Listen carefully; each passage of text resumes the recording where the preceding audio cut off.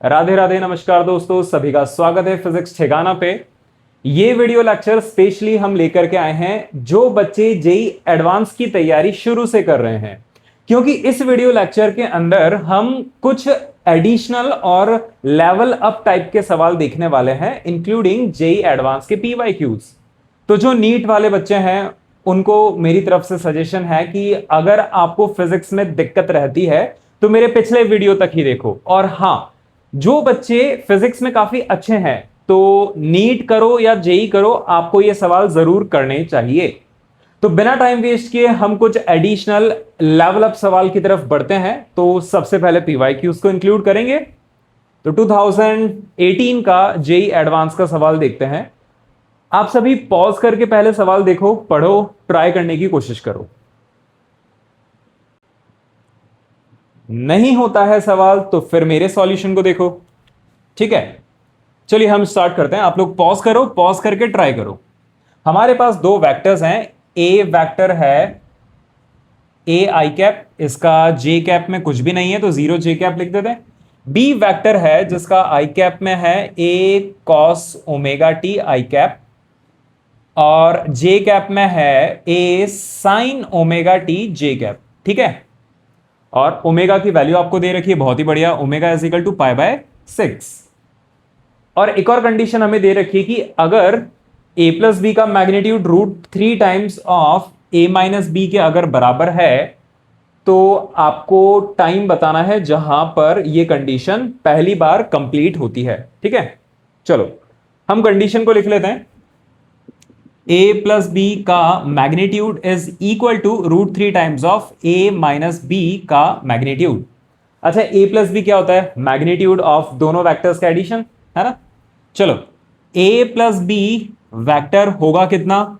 आई cap को add करेंगे, जे cap को ऐड करेंगे। सो आई कैप में आ जाएगा ए प्लस ए कॉस ओमेगा टी। ठीक है ना, आई कैप को प्लस कर दिया और यहां पर तो जे जीरो है तो बचता क्या है? A sine omega T J cap. ठीक है ना। ऐसे ही यहां राइट साइड पर क्या है? ए माइनस बी। तो ए माइनस बी वैक्टर कितना हो जाएगा? सो ए में से बी माइनस करते हैं, A minus A cos omega T I cap, है ना। और इधर की साइड जीरो माइनस, तो जीरो की तो कोई वैल्यू नहीं है वैल्यू है, फिलहाल नहीं है ना। तो ये हो जाएगा आपका माइनस ए sine omega T J cap. ठीक है ना, जीरो की बेटा बहुत वैल्यू है, फिलहाल नहीं है।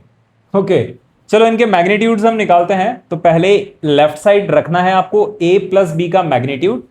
अब किसी भी वेक्टर का मैग्नीट्यूड कैसे निकालते हैं? आई कैप जे कैप वाले कंपोनेंट्स के स्क्वायर के एडिशन का रूट, यानी इसका स्क्वायर एड रूट, ये आ जाएगा ए प्लस बी का मैग्नीट्यूड। वही है ना लेफ्ट साइड।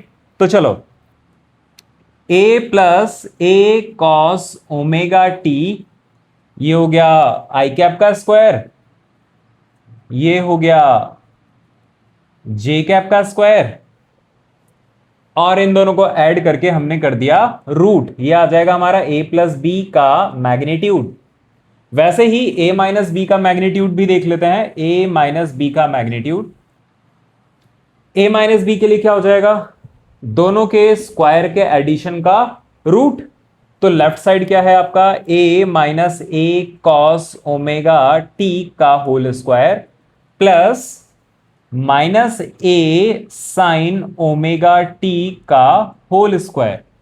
ठीक है, चलो यहां से सॉल्व करते हैं। लेफ्ट साइड रखना है ए प्लस बी का मैग्नीट्यूड, तो इसको सॉल्व कर लेते हैं।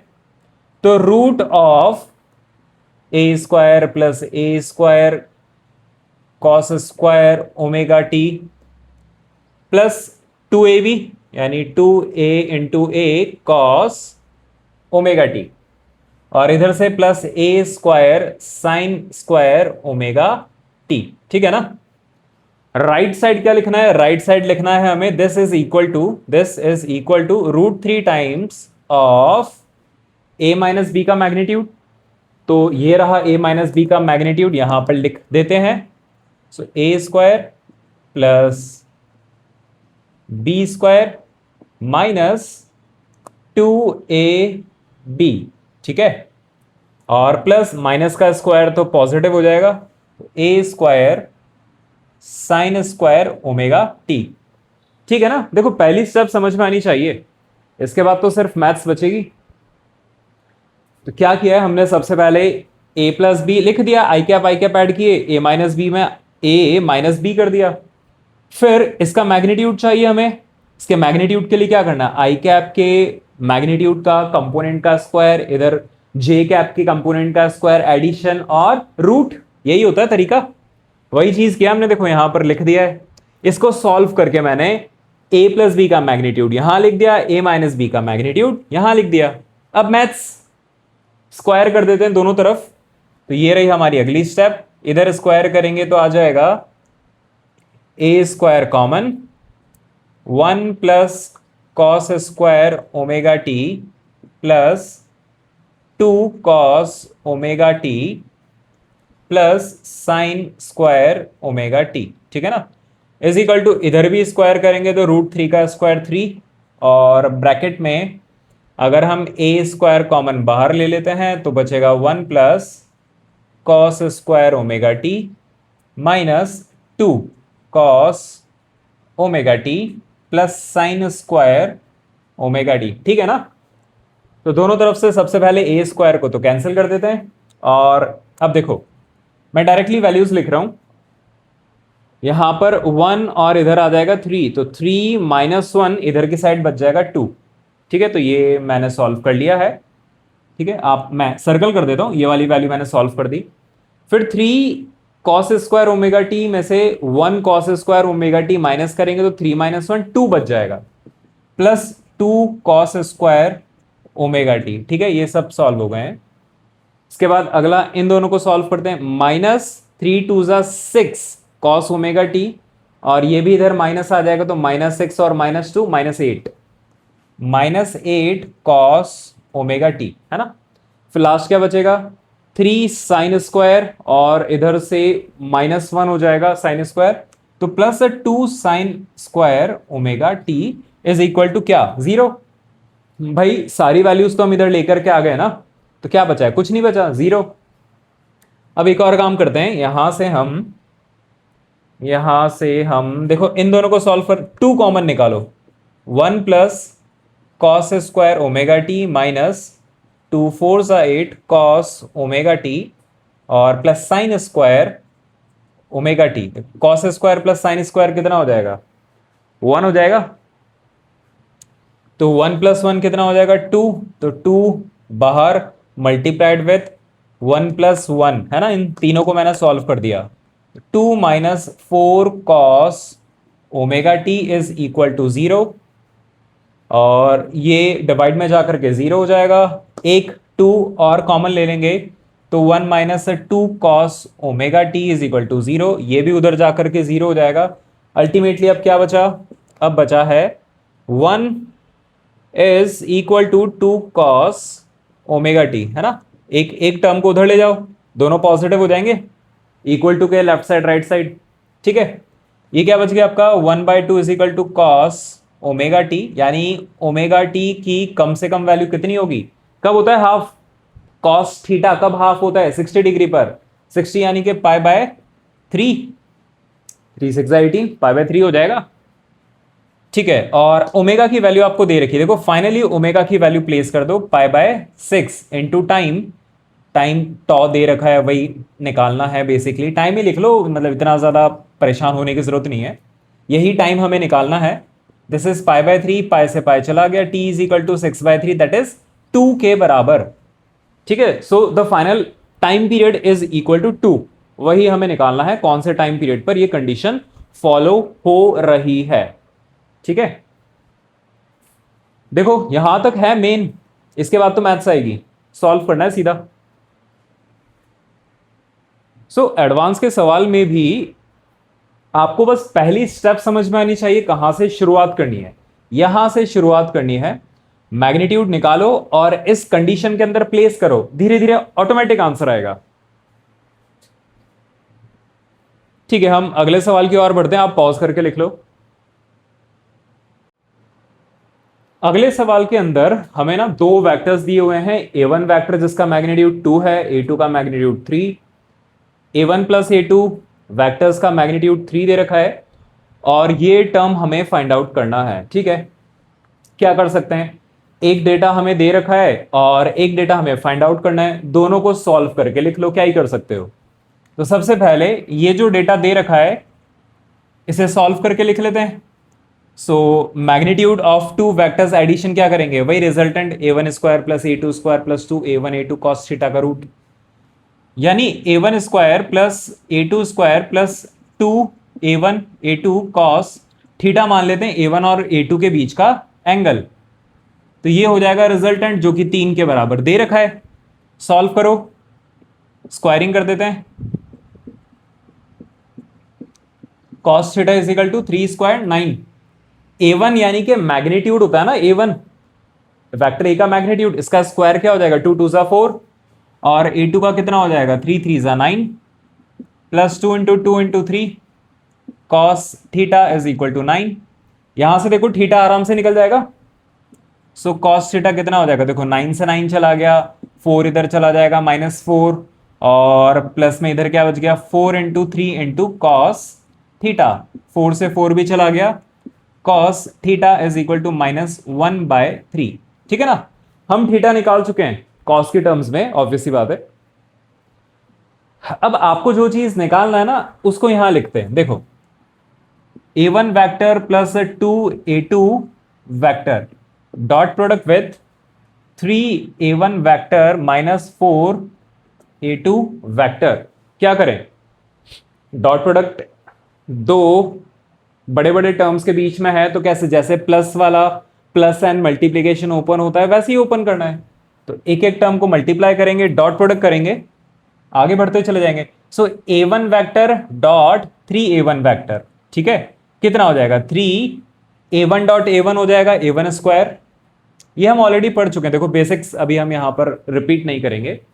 फिर A1 डॉट -4A2 कितना हो जाएगा -4A1 डॉट A2। ठीक है ना, ये दो अलग अलग वेक्टर्स हैं तो अभी सॉल्व मत करो, इन्हें एज इट इज लिख दो। फिर इसको सॉल्व करेंगे तो +2A2 dot product with 3A1 vector, तो 3 2 6 A1 A2 के बीच का डॉट प्रोडक्ट है ना, A1 डॉट A2। वैसे ही फिर अगले वाले को सॉल्व करेंगे, 4 2 8 और -8 A2 का स्क्वायर, ये चीज आपको निकालनी है। ओके, तो देखो A1 स्क्वायर हमें पता है कितना है 4, तो 4 3 12, यहां पर -8 मल्टीप्लाइड बाय A2 स्क्वायर यानी 9 और 8 9 72, नेगेटिव का हो जाएगा, यहां पर +12 हो गया। इनको सॉल्व करो, -4 और +6 कितना हो जाएगा +2 A1 डॉट A2, मतलब +2 A1 A2 कॉस थीटा, यही होगा ना। फिर से आपको A1 की वैल्यू पता है, A2 की वैल्यू आपको पता है कितनी है 2 और 3, कॉस थीटा की वैल्यू भी आपको पता है -1/3 और -72, बस यही सॉल्व करना है, यही चीज पूछा गया सवाल में। तो 12 + 12/3 4 -4 और -72 कितना हो जाएगा -64। ओके, क्या आंसर आ जाएगा -64। ठीक है, चलिए नोट करो, पॉज करके आगे बढ़ते हैं। फिर देखो अगला सवाल क्या कहता है, if the angle between A vector and B vector is acute angle, मतलब 90 से छोटा, then difference A minus B is, चार ऑप्शन दे रखे हैं, major diagonal, minor diagonal, any of the above और नन। तो बड़ा सिंपल है, मतलब ऐसे कभी भी सवाल आते हैं तो आप इसको ड्रॉ कर लो, सबसे बेस्ट है, ज्यादा सोचना नहीं है। दो वेक्टर्स बना दो A और B, इनके बीच का एंगल एक्यूट रखना, उन्होंने दे रखा है ना, ये वेक्टर्स हो गए A और B। आपको क्या चाहिए A माइनस B, कैसे कर सकते हो A को एज इट इज रखो, B का नेगेटिव कर दो, ये हो गया -B। अब अल्टीमेटली करना क्या है, A प्लस -B का मतलब ही तो होता है A माइनस B। तो A और -B को सॉल्व करना है, तो क्या करें, एक पैरेललोग्राम बनाते हैं और ये डायगोनल ही रिजल्ट बता रहा है। तो ये जो रिजल्ट है इस पैरेललोग्राम का कौन सा डायगोनल है, मेजर या माइनर? छोटा वाला है ना, छोटा वाला दिखाई दे तो रहा है, बड़ा वाला तो ये वाला होगा। तो आंसर क्या आना चाहिए? Minor diagonal. मेजर मतलब बड़ा डायगोनल, माइनर मतलब छोटा डायगोनल। ठीक है, कभी भी ऐसे सवाल आते हैं तो ज्यादा टेंशन नहीं लेना है, ड्रॉ करो आंसर आ जाएगा। ठीक है, चलिए अगले सवाल पे मूव करते हैं। तो अगले सवाल पे मूव करते हैं, ये भी एक बढ़िया सवाल है। आप लोग पॉज करके सॉल्व कर रहे हो ना? देखो, मुझसे पहले एक बार खुद ट्राई करो, उसके बाद नहीं होता है तो देखो। ठीक है, इससे आपकी प्रैक्टिस बढ़ेगी। अभी हमारे पास टाइम है एग्जाम में। ओके, तो सेल्फ ट्राई किया करो। देखो ये सवाल कैसे करना है। इसमें थोड़ा सा आपका रे ऑप्टिक्स का कॉन्सेप्ट यूज हुआ है। रे ऑप्टिक्स के अंदर आपने 10th में भी पढ़ा हुआ है कि अगर एक लाइट रे आ रही है किसी सरफेस पर, जिसे हम इंसिडेंट लाइट रे कहते हैं, और नॉर्मल होता है उस सरफेस पर कुछ इस तरीके से जो कि परपेंडिकुलर होता है। रिफ्रैक्टेड लाइट रे होती है जो सेकंड मीडियम के अंदर चली जाती है। ठीक है, अभी मान लेते हैं इस सवाल के अकॉर्डिंग आप पढ़ लो, सेकंड वाले मीडियम का रिफ्रैक्टिव इंडेक्स म्यू दे रखा है, फर्स्ट वाले का 1 मान करके चलना है। ठीक है, ये रिलेटिव है, ये रिलेटिव रिफ्रैक्टिव इंडेक्स म्यू है, तो इसका 1 मान लो, एक ही बात है। इंसिडेंट एंगल कौन सा होता है? ये वाला एंगल इंसिडेंट एंगल होता है, इसे आप थीटा आई मान लो। रिफ्रैक्टेड एंगल होता है ये वाला, इसे आप थीटा आर मान लो। ठीक है, अब स्नेल्स लॉ क्या कहता है? स्नेल्स लॉ कहता है according to this 1 sine I theta I is equal to mu sine theta R, है ना? ये स्नेल्स लॉ कहता है। अब इन चारों में से कौन सा स्नेल्स लॉ रिप्रेजेंट कर रहा है ये आपको बताना है। ठीक है, अभी देखो ये वाला फॉर्मेट किसके साथ मैच हो रहा है? म्यू यहां पर कॉमन है सभी जगह, यानी लेफ्ट साइड क्या रिप्रेजेंट करेगा? 1 साइन थीटा इंसिडेंट, है ना? 1 साइन आई रिप्रेजेंट करेगा लेफ्ट साइड, और इसके मल्टीप्लीकेशन में क्या रिप्रेजेंट होना चाहिए? साइन थीटा आर, यानी कि साइन आर। ओके, तो एक बार आप जब क्रॉस चेक करोगे तो एक एक करके सभी को चेक करना। मैं सीधा आपको शॉर्टकट बता रहा हूं कि जब भी यहां पर साइन आ रहा है तो आई कैप एन कैप ये यूनिट वेक्टर्स हैं, मैग्नीट्यूड तो 1 ही रहेगा। तो जब सॉल्व करेंगे तो कितना आ जाएगा? A B sine theta. Sine वाली टर्म कब आती है? जब क्रॉस प्रोडक्ट होगा, डॉट प्रोडक्ट में तो नहीं आएगा, यानी इन तीनों में से कोई एक होना चाहिए। तो पहले लेफ्ट साइड में तीनों साइड सेम ही है, एक बार इसका मीनिंग समझ लेते हैं। आई कैप क्रॉस एन कैप का मतलब क्या हो जाएगा? आई कैप का मैग्नीट्यूड, एन कैप का मैग्नीट्यूड, साइन साइन थीटा, इनके बीच का एंगल, और आई और एन के बीच का एंगल यहां पर चेक करते हैं। देखो आई ये वाला हो गया, ये आई हो गया इंसिडेंट रे, और एन कहां पर है? सवाल में दे रखा है फर्स्ट वाले सरफेस की तरफ। ठीक है ना, एन ये रहा। तो इन दोनों के बीच का एंगल कौन सा हो गया? ये वाला एंगल हो गया। इसे मैं थोड़ी देर के लिए क्या मान लेता हूं? अल्फा। ठीक है, तो यहां पर क्या लिख देते हैं? Sine alpha. तो ये हो जाएगा 1 मल्टीप्लाइड बाय 1 साइन अल्फा। और ध्यान से देखो, साइन अल्फा को हम और क्या लिख सकते हैं? साइन 180 माइनस अल्फा भी तो लिख सकते हैं, एक ही बात होती है। यानी आप इसे also equal to sine 180 minus alpha भी लिख सकते हो, और 180 माइनस अल्फा कितना हो जाएगा? थीटा आई। तो साइन थीटा आई, यानी ठीक है, लेफ्ट साइड तो साइन थीटा आई ही रिप्रेजेंट हो रहा है, किसके द्वारा? आई कैप क्रॉस एन कैप के द्वारा, यानी इन तीनों में से कोई एक ऑप्शन आएगा। राइट साइड में अब हमको क्या चाहिए? साइन आर या थीटा आर हमें चाहिए। इनमें से अगेन मुझे पता है कहीं ना कहीं क्रॉस प्रोडक्ट ही होना चाहिए, तो थर्ड ऑप्शन रहेगा, क्योंकि थर्ड ऑप्शन में आर कैप एन कैप का मैग्नीट्यूड 1 और 1 हो जाएगा, तो सीधा साइन थीटा आर आ जाएगा, है ना? फोर्थ वाले में R cap cross N vector दे दिया है, एन वेक्टर से तो एन का मैग्नीट्यूड भी आ जाएगा, वो हमें पता भी नहीं है ना? तो राइट साइड यहां पर चेक करते हैं क्या बन रहा है। म्यू ब्रैकेट के बाहर आर क्रॉस एन कैप, यानी आर कैप का मैग्नीट्यूड, एन कैप का मैग्नीट्यूड, साइन थीटा किस किस के बीच का, आर और एन के बीच का एंगल। इसी डायग्राम के अंदर फिर से बना देते हैं, देखो इसी डायग्राम के अंदर ये आर है और ये एन है, इन दोनों के बीच का एंगल ये हो जाएगा बीटा मान लो। तो यहां पर क्या लिखा जाएगा, साइन बीटा। हम जानते हैं साइन बीटा को और क्या लिख सकते हैं, साइन 180 माइनस बीटा भी लिख सकते हैं। यानी कि क्या बच जाएगा, 180 में से माइनस करोगे तो ये थीटा आर बच जाएगा। सो साइन थीटा आर, तो क्या हो गया, म्यू साइन थीटा आर। यानी राइट साइड कितना हो गया आपका, म्यू साइन थीटा आर। ठीक है, तो LHS is equal to RHS के बराबर हो रहा है। कौन सा ऑप्शन मैच हो रहा है, थर्ड। बड़ा आसान था, एक्सप्लेनेशन में डेफिनेटली टाइम लगता ही है। ठीक है, अगले सवाल की तरफ मूव करते हैं।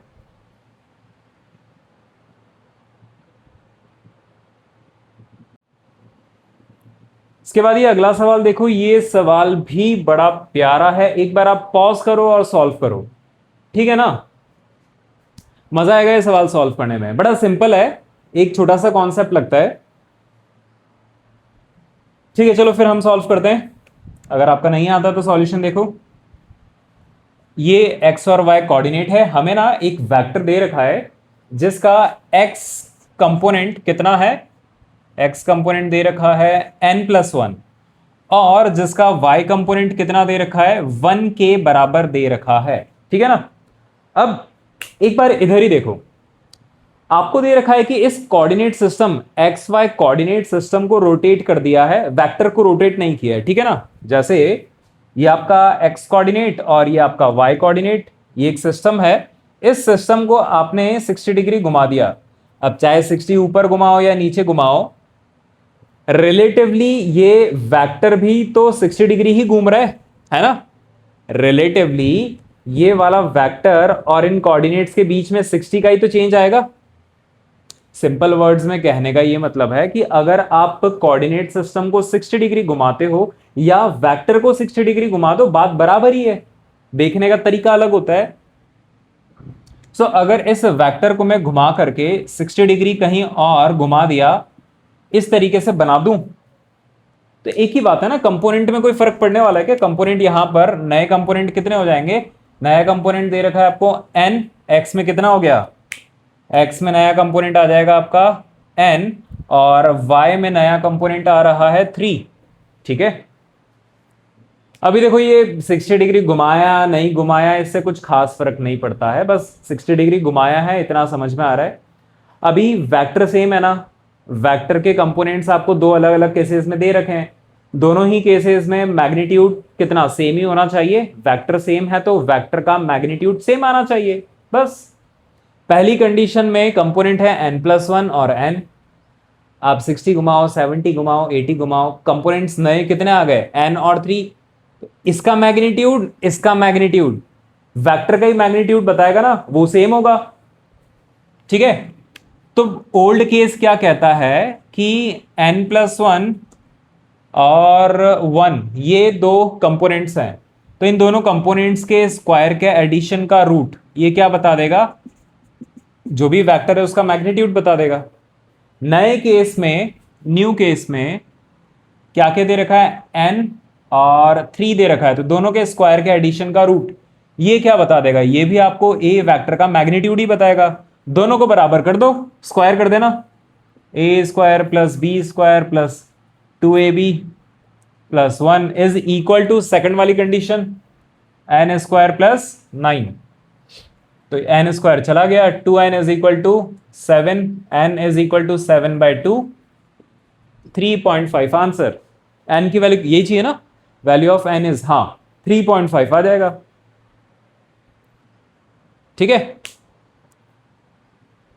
चलो और कुछ सवाल देखते हैं, नोट डाउन करो यहां तक, अगले सवाल पे बढ़ते हैं।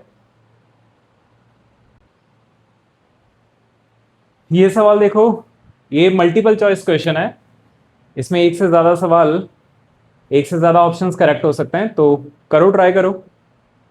क्या कह रहा है सवाल, 2 vectors a and b are drawn from common point. ठीक है, कोई भी दो वेक्टर्स हैं ना, किसी कॉमन पॉइंट से हमने बना रखा है a और b, तो आपको कंडीशंस दे रखी है, अलग अलग ऑप्शंस में अलग अलग कंडीशन है, और उसके कॉरेस्पॉन्डिंग आपको एंगल्स बताना है कि a और b के बीच में एंगल्स क्या है।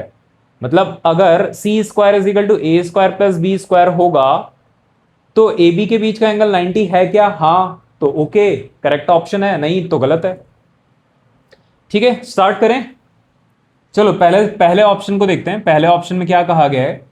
C square is equal to A square plus B square, angle between A and B is 90। Correct है ना? बिल्कुल सही है। Resultant is equal to root of A square plus B square plus 2ab cos theta. तो जब theta आपका 90 होगा तभी तो कॉस थीटा 0 होगा। ये 0 हो जाएगा तो A square plus B square is equal to R square के बराबर होगा। कब होता है? जब थीटा 90 होता है ना? ये तो हम काफी टाइम से पढ़ते आ रहे हैं, पूरे चैप्टर में ये तो चीज पढ़ी हमने। ठीक है, अगला देखते हैं।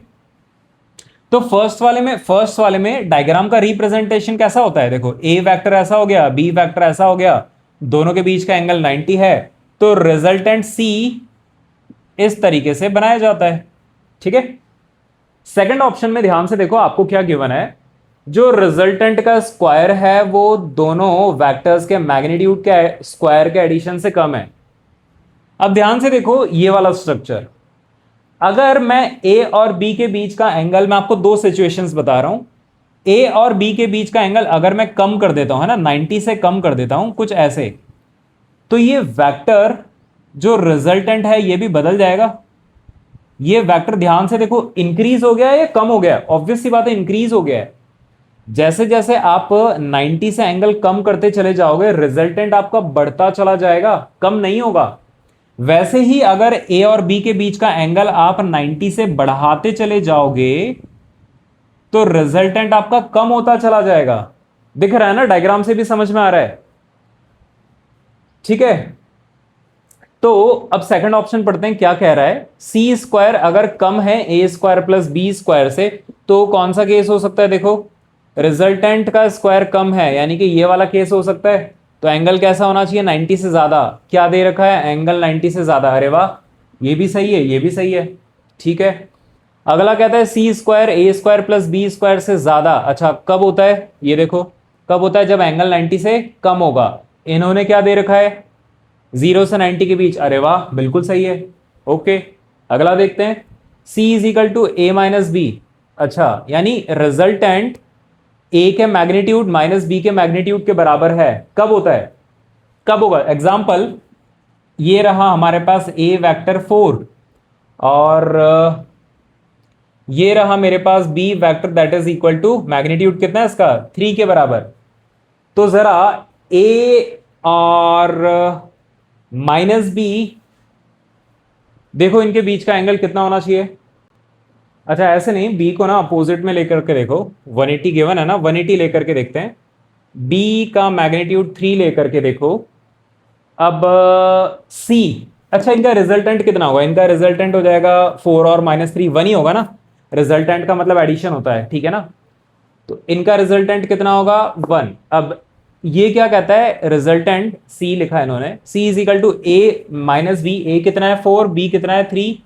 ये भी 1 आ रहा है। हाँ ठीक है, यानी कि इन दोनों के बीच का एंगल कितना होना चाहिए? 180 के बराबर। क्या गिवन है? 180। ओके, ठीक है ना? रिपीट कर रहा हूं लास्ट वाला, एग्जाम्पल से समझ लो। ए ये मान लो, बी ये मान लो। रिजल्टेंट का मतलब होता है दोनों का एडिशन। इन दोनों को ऐड करेंगे तो दोनों अपोजिट डायरेक्शन में है तो ऑटोमेटिक सब्सट्रैक्ट हो जाएगा। आंसर कितना आएगा? 1। एक फोर्स इधर लगा रहा है 4 से, एक फोर्स इधर लगा रहा है 3 से, दोनों का रिजल्ट एडिशन कितना होगा? 1। तो 1 क्या आ गया? रिजल्टेंट। ये क्या पूछ रहे हैं कि जो केवल मैग्नीट्यूड है रिजल्टेंट का 1, क्या 4 - 3 के बराबर है? बिल्कुल है। यानी ये कौन सी सिचुएशन हो गई? 180 डिग्री एंगल वाली सिचुएशन हो गई। चारों ऑप्शन करेक्ट है। ठीक है, मल्टीपल चॉइस था, चारों ऑप्शन करेक्ट है। मैच करो कितनों का आंसर सही है। अगला सवाल देखते हैं। इसके बाद देखो, अगला सवाल पढ़ो, अगला सवाल पढ़ो, पॉज करके सॉल्व करो। मैंने यहां पर डायग्राम बना करके रखा हुआ है जो कि इसका आंसर है, तो आप लोग पहले सॉल्व करो और ट्राई करो इसका आंसर। ठीक है, पॉज पॉज करो, यहीं पर पॉज करो। ठीक है, मैं हटा रहा हूं, मैं हटा रहा हूं, ठीक है। सो करते हैं, सॉल्व करते हैं सवाल को।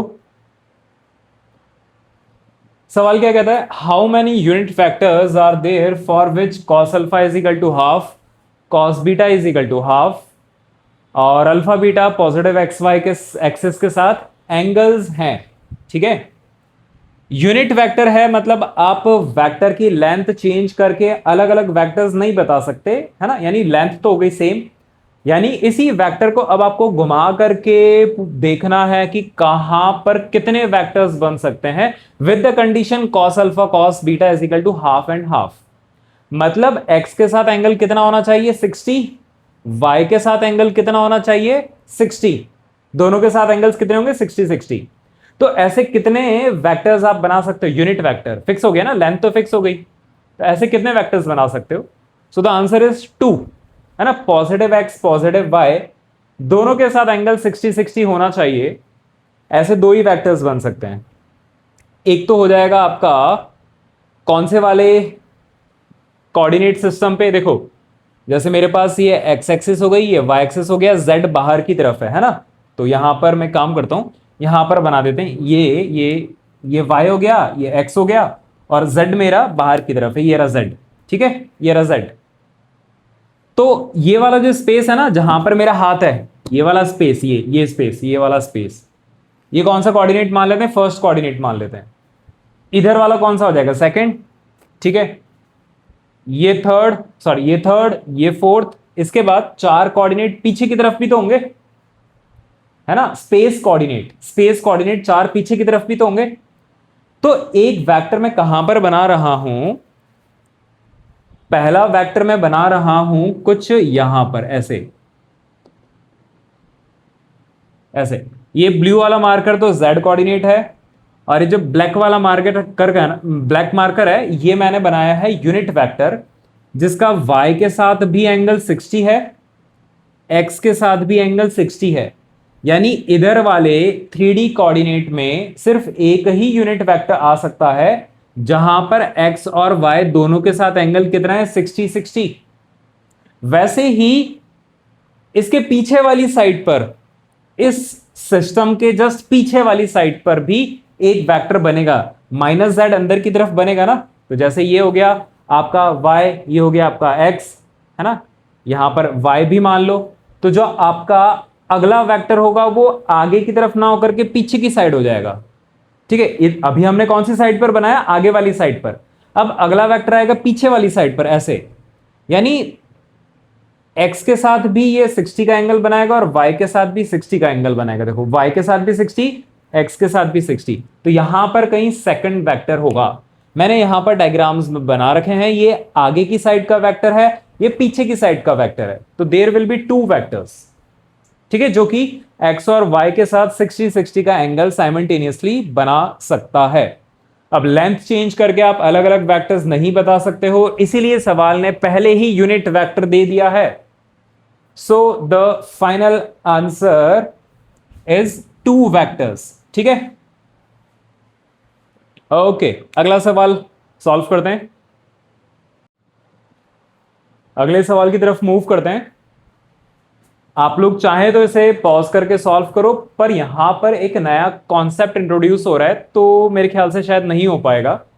मैथ्स वाले बच्चे तो इन फ्यूचर में सॉल्व करेंगे ही मैथ्स वाले सब्जेक्ट में, अभी नीट या फिर इनिशियली अभी किसी को समझना है, आप ट्राई करना चाहते हो तो करो, अदरवाइज इधर ध्यान दो। सवाल क्या कहता है, एक वेक्टर है जिसके कोऑर्डिनेट्स आपको एक्स वाई जेड मतलब वैल्यूज नहीं दी हुई है, वेरिएबल्स हैं, और एक्स वाई जेड एक्सिस के साथ इनके एंगल्स भी आपको दे रखे हैं 60 डिग्री 60 डिग्री, और ये पाई बाय एन, जहां पर एन ही आपको बताना है, बेसिकली आपको एंगल बताना है कि z के साथ एंगल कितना होगा, ठीक है।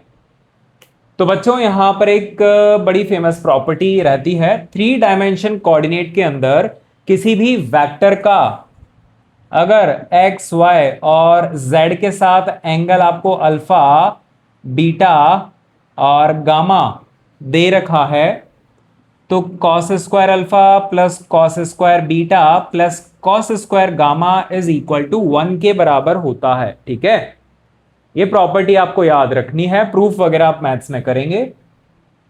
एंड नीट वाले बच्चों को इतना प्रूविंग का जरूरत नहीं है। ठीक है, सॉल्व करते हैं। तो कॉस स्क्वायर 60 प्लस कॉस स्क्वायर 60 प्लस cos square gamma is equal to 1। ये हो जाएगा 1/4 plus 1/4 is equal plus cos square gamma is equal to 1। तो 1/4 plus 1/4 this is half, 1 minus half, half आ जाएगा। Cos gamma is equal to 1/√2। तो gamma कितना हो जाएगा π/4। कंपेयर करोगे तो n कितना आ जाएगा 4 के बराबर। ठीक है, आंसर 4। सो बेसिकली आपको ये प्रॉपर्टी याद रखनी है यहां पर। इसके बाद आखिरी सवाल की तरफ मूव करते हैं, पॉज करके नोट करना। तो आज का आखिरी सवाल, पॉज करके ट्राई करो। इस सवाल के लिए आपको इलेक्ट्रोस्टैटिक्स क्लास 12 का एक छोटा सा कॉन्सेप्ट आना चाहिए कि दो चार्जेस के ऊपर फोर्स कितना होता है, k q1 q2/r², है ना। ठीक है, और डायरेक्शंस आपको पता होना चाहिए। रिपेल कर रहे हैं तो दोनों पर अपोजिट टाइप में डायरेक्शंस में फोर्स लगेगा। ओके, तो करो, पॉज करके ट्राई करो। नहीं होता है तो फिर मेरा सॉल्यूशन देखना। अब देखो हम सॉल्व करते हैं। Q1 Q2 दो चार्जेस हैं, ये हो गया Q1, ये हो गया Q2। लोकेशन क्या दे रखी है, 0 0 0 और 1 2 एंड 2। ठीक है, Q2 पर जो फोर्स है उसका मैग्नीट्यूड आपको दे रखा है कितना, 3। ठीक है ना, और यही फोर्स का वेक्टर आपको कितना दे रखा है, xi कैप प्लस वाई जे कैप प्लस जेड के कैप। तो आपको एक्स वाई जेड का सबमिशन बताना है। ठीक है, चलिए कैसे करें। इस Q2 पर फोर्स लिखने का क्या क्या तरीका होता है, force on 2 due to 1 that is equal to magnitude of force और डायरेक्शन का यूनिट वेक्टर से मल्टीप्लाई करेंगे। यूनिट वेक्टर कैसे कर सकते हैं, unit vector for the force is same as the direction from 1 to 2। ये जो R12 वाली डायरेक्शन होगी ना, ये क्या है R12, यही तो डायरेक्शन है फोर्स की Q2 के ऊपर, यानी R12 डिवाइडेड बाय R12 का मैग्नीट्यूड, यही हो जाएगा। तो फोर्स तो आपको दे रखा है 3 और R12 कितना हो जाएगा, 1 माइनस 0 आई कैप, 2 माइनस 0 2 जे कैप, 2 माइनस 0 2 के कैप, डिवाइडेड बाय इसी का मैग्नीट्यूड 4489 का रूट 3।